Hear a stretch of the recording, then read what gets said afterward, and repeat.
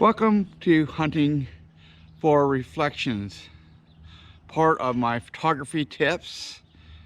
Behind you, you have a beautiful view of trees in the water, a mountain in the background, calm water, still water. We'll be shooting mostly at f/22. The shutter speed will depending on the situation, and I am at ISO either 100 to 200. So please follow me as we explore this. I was at another location earlier. Mount Siam was looking really good earlier, and it just lost its luster a little bit. The sun was on it just right.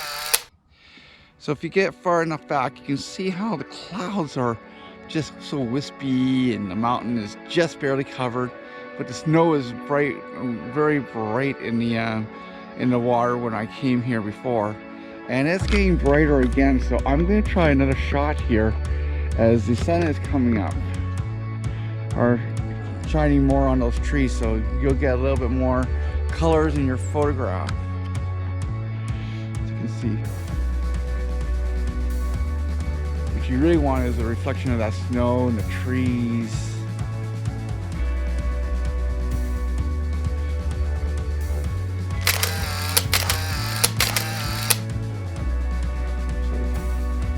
So I think I'm going to do a different angle.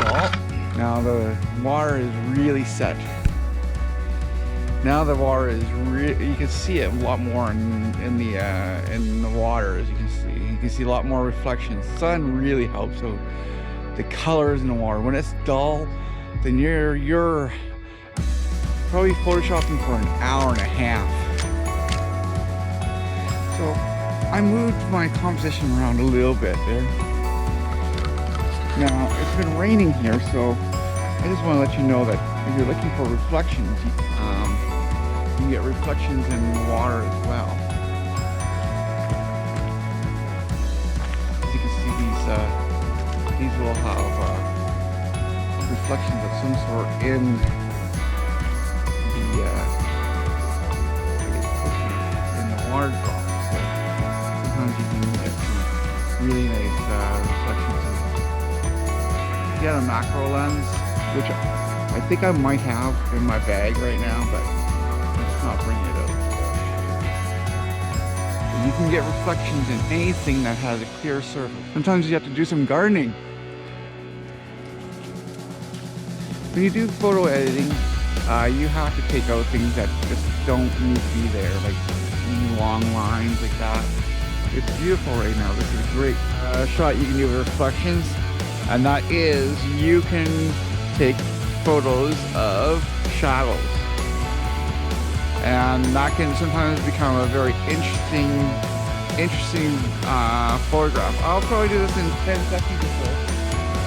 But I just wanted to come and take a look at the water and where I should be setting it up. So this is another way of, this is another type of reflection. We mentioned you can do it through things like mirrors to get better photographs. I've seen where people have taken their iPhone and had the reflection in their iPhone because there's a shiny surface on there of themselves or something else there. I think a mirror trick of some sort. So reflections are another way of doing things.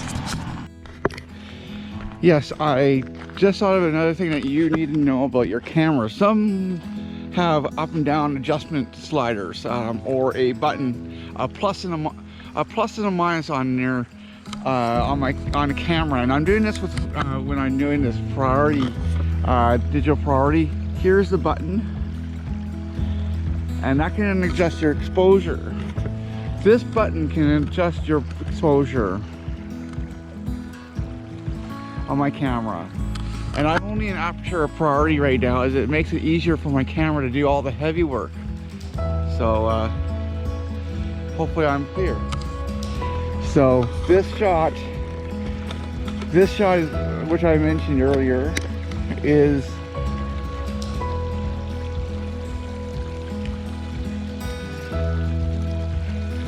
kind of a difficult situation. So now I'm going to do the same shot.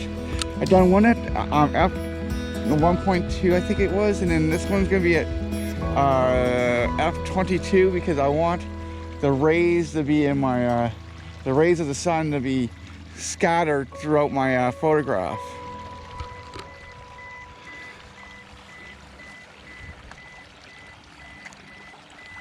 And I'm closing my little viewfinder, which I have up here, so no extra light from the back is disturbing my shot. In post later, I will come in here and upgrade the shadows and the colors, because I believe that the sky should be sort of a nice blue and the sun a nice orange. I'm going to try that again.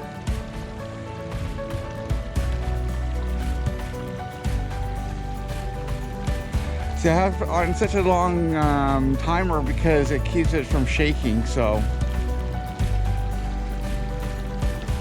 As you can see, there's a nice stream right down there. You can get some soft.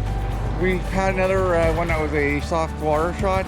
If this was a little bit more flowy, a lot more foamier, I would probably been able to make this stop. And as I said, we're using a little bit of slow shutter speed here today to make it glass looking to date. So we have this like one stop darker so the sun doesn't completely blow out one of my shots. So I like to sometimes combine them to get a better composure.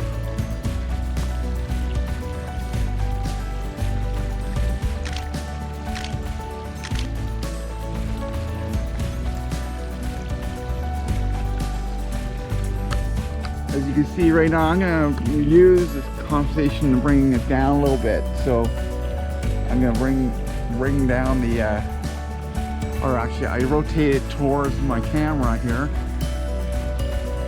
I'm going to go down a stop. It is going to be more of a silhouette kind of shot there, but I do want the water to kind of stop. So if I wanted a little bit less of a, I can bring down, if I don't want as many spikes into my camera, as I said, or the sun flare is going to probably reflect off this off the water pretty regular, really lengthy if you don't want that. But you can see that it's a beautiful little spot that I've chosen today to do hunting for reflections. And unfortunately, we were right on the thing. As I said, oh, the other side looks just as good. Looks good again. But sometimes I'll just show you the preview.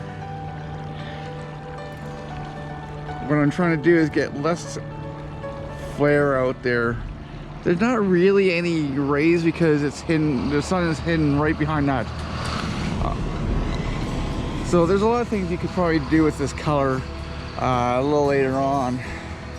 But right now I'm going to do a really dark one up by 2.8 because that it won't stop the water, but because it's going to be so quick because it's got ripples in it, but you're not going to totally see it really. The ripples will add an effect to the water, but you can still see it even with the ripples.